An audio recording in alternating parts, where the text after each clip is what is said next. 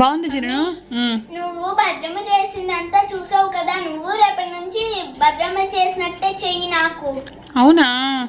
Okay, నేను కూడా ఇంకా నెక్స్ట్ టైం నుంచి ఇప్పుడు చూశాను కదా అమ్మమ్మ ఎలా చేసింది ప్రాసెస్ అనేది, ఇలానే చేసి పెడతాను. సరేనా? అరే అవును, చాలా మంచి టైంకి వచ్చావు. వచ్చి కూర్చో, మనకి ఇష్టమని భద్రమ్మ పాయసం చేసింది. ఎప్పుడు ఆవు? ఇందాక. అబ్బో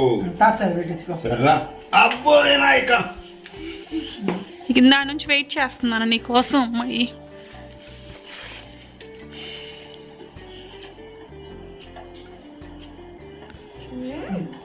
అవతాతను కూడా తినమని చెప్పు.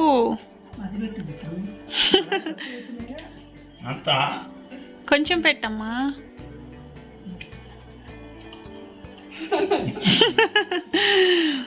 బాగుందా? Hello all, welcome back to our channel. జననికి మా అమ్మ చేసిన పాయసం అంటే చాలా ఇష్టం. అయితే మా అమ్మని అడిగిందనమాట పాయసం చేసి పెట్టమని చెప్పేసి. అలా అడిగిందో లేదో ఇలా చేసి పెట్టేసింది. మనకి ఒక సామెత ఉంది కదా, అసలు కన్నా వడ్డీ ముద్దు అని చెప్పేసి. మనం ఏది అడిగినా చేస్తారో చేయరో తెలియదు, కానీ మనమళ్ళు మనమరాలు అడిగితే మాత్రం అమ్మమ్మలు తాతయ్యలు అలానే నానమ్మలు జస్ట్ అలా టైంకి చేసి పెట్టేస్తారు. జనని ఏంటంటే చాలా ఎంజాయ్ చేస్తుంది అనమాట. సేమ్ టైంకి మా డాడీ కూడా వచ్చారు. సో ఇంకా వాళ్ళిద్దరితో కలిసి కూర్చొని ఫుడ్ అది తింటూ ఉంది. నాకైతే అంత పర్ఫెక్ట్గా ప్రాసెస్ రాదు, బట్ ఈరోజే నేను మా అమ్మ దగ్గర చూసి నేర్చుకున్నాను. మరి మా మదర్ ఎలా చేస్తారు అనేది ఆ ప్రాసెస్ ఏంటో మరి మీరు కూడా చూసేసేయండి. సో ఇక్కడ మనము ప్రాసెస్ అనేది స్టార్ట్ చేద్దాం. మనం ఇక్కడ గిత్త బియ్యం తీసుకున్నాం. ఫస్ట్ గిత్త బియ్యం ఇక్కడ నానబెట్టుకున్నాం కదా. సో నానబెట్టుకున్న తర్వాత గిత్త బియ్యానికి 3 గిత్తల పాలు, అలానే ఏదైతే మనం పాలు తీసుకున్నామో సేమ్ అదే గ్లాస్తో వాటర్ యాడ్ చేసుకోవాలి. అలా యాడ్ చేసుకున్న తర్వాత స్టవ్ ఆన్ చేసుకొని ఇలా మూత పెట్టుకోవాలి. అలా మూత పెట్టుకున్న తర్వాత ఇక్కడ స్టవ్ అనేది హైలో పెట్టుకుందాము, ఎందుకంటే త్వరగా పొంగొస్తుంది కదా. సో పొంగొచ్చేంత వరకు మనం వెయిట్ చేద్దాం. అవి పొంగొచ్చేలోపు ఈలోపు మనం ఇక్కడ పాయసంలోకి బెల్లం వేసుకుంటాం కదా, ఆ బెల్లాన్ని ఇలా తురుముదాము. మమ్మీ చాలా బాగా చేస్తారు పాయసం, అందుకని చెప్పేసి మా మమ్మీని రిక్వెస్ట్ చేసుకొని ఈ వీడియో తీస్తున్నాను.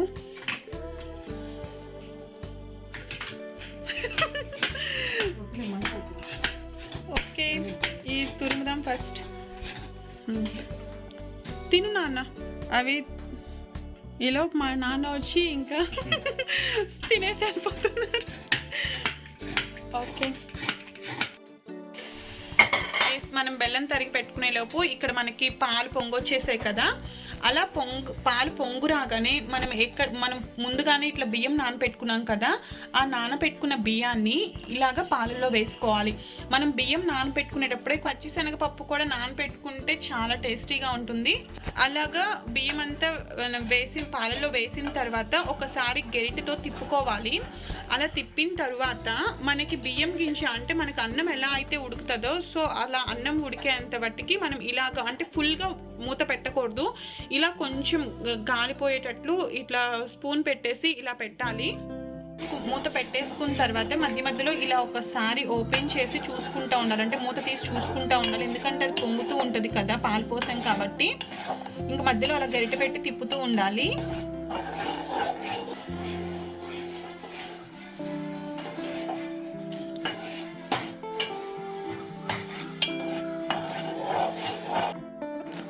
సో మనకి ఆల్మోస్ట్ ఇంకా రైస్ అనేది అంటే అన్నం మెత్తబడడానికి రెడీ అవుతుంది.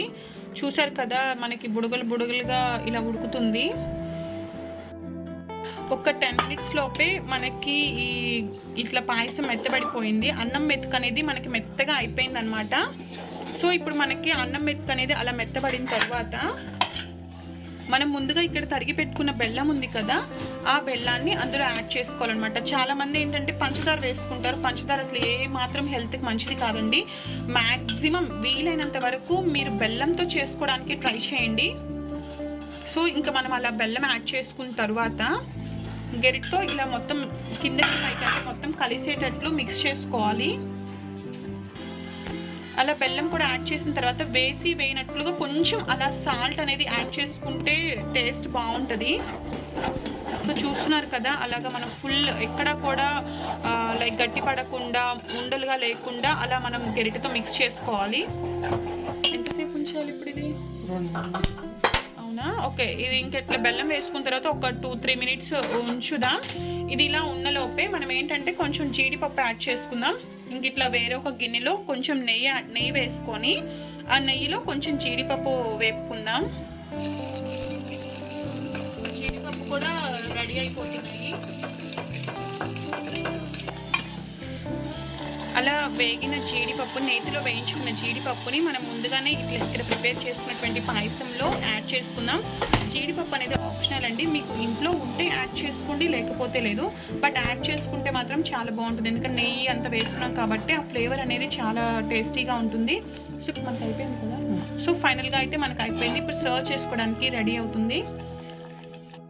ఇప్పుడు జననీకి ఏంటంటే మా మమ్మీ చేసిన పాయసం అంటే చాలా ఇష్టము. ఏంటంటే మనకు వేడిగా ఉండి తినప్పుడే చాలా బాగుంటుందండి. కొంచెం ఆరిపోయే కొద్దీ ఏమవుతుందంటే కొంచెం గట్టిగా అయిపోతుంది. సో వేడిగా ఉన్నప్పుడే తినడానికి ట్రై చేయండి. కొంచెం నెయ్యి వేసుకుంటే చాలా బాగుంటుంది. మనం ఆల్రెడీ పచ్చిన పప్పులు వేసుకున్నాం కాబట్టి ఇంకా ముద్దపప్పుతో అంత అవసరం ఉండకపోవచ్చు. జననీ అయితే చాలా ఆత్రంగా ఉంది తిందామని చెప్పాను కదా. జననీకి చాలా ఇష్టం అసలు మా మమ్మీ చేసిన పాయసం అంటే. బాగుంది జనను. నువ్వు భద్రమ్మ చేసినంత చూసావు కదా, నువ్వు రేపటి నుంచి భద్రమ్మ చేసినట్టే చెయ్యి నాకు. అవునా, ఓకే. నేను కూడా ఇంకా నెక్స్ట్ టైం నుంచి ఇప్పుడు చూశాను కదా అమ్మమ్మ ఎలా చేసింది ప్రాసెస్ అనేది, ఇలానే చేసి పెడతాను, సరేనా? సో చూసారు కదా, నేనైతే ఈరోజు జస్ట్ వ్లాగ్ లాగా అలానే మా మమ్మీ ఎలా పాయసం చేస్తారో అని ఉద్దేశంతో ఈ వీడియో షూట్ చేశాను. నాకు తెలిసి మీ అందరికీ ఈ ప్రాసెస్ అనేది బాగా నచ్చి ఉంటుంది. మీకు కనుక ఈ ప్రాసెస్ కానీ ఈ వీడియో కానీ నచ్చినట్లయితే లైక్ చేయండి, షేర్ చేయండి. అలానే మన ఛానల్ని ఎవరైనా ఫస్ట్ టైం చూస్తుంటే కనుక సబ్స్క్రైబ్ చేసుకోండి. మరొక మంచి వీడియోతో మళ్ళీ మీట్ అవుదాం. అంతవరకు bye. Jennu say bye. Bye. అమ్మమ్మ చేసిన పాయసం అంటే నాకే కాదు మా ఫ్యామిలీ మొత్తానికి ఇష్టమే. ఇలాగా అమ్మ చేసిన పాయసం తింటూ అలానే సరదాగా కబుర్లు చెప్పుకుంటూ ఇంకా డే అంతా కూడా మాకు ఇంకా అలా సాగిపోయిందనమాట. సో ఎంతైనా సరే ఇంట్లో ఇట్లా పెద్దవాళ్ళు ఉన్నా లేకపోతే చిన్నపిల్లలు ఉన్నా కూడా చాలా సందడిగా ఉంటుంది కదా. నాకు తెలిసి మీ అందరు కూడా ఈ వీడియో బాగా ఎంజాయ్ చేశారని అనుకుంటున్నాను. మరొక మంచి వీడియోతో మళ్ళీ మీట్ అవుదాం. అంతవరకు బాయ్ బాయ్. అలానే సేఫ్గా ఉండండి, ప్రికాషన్స్ అన్నీ ఫాలో అవ్వండి. బాయ్.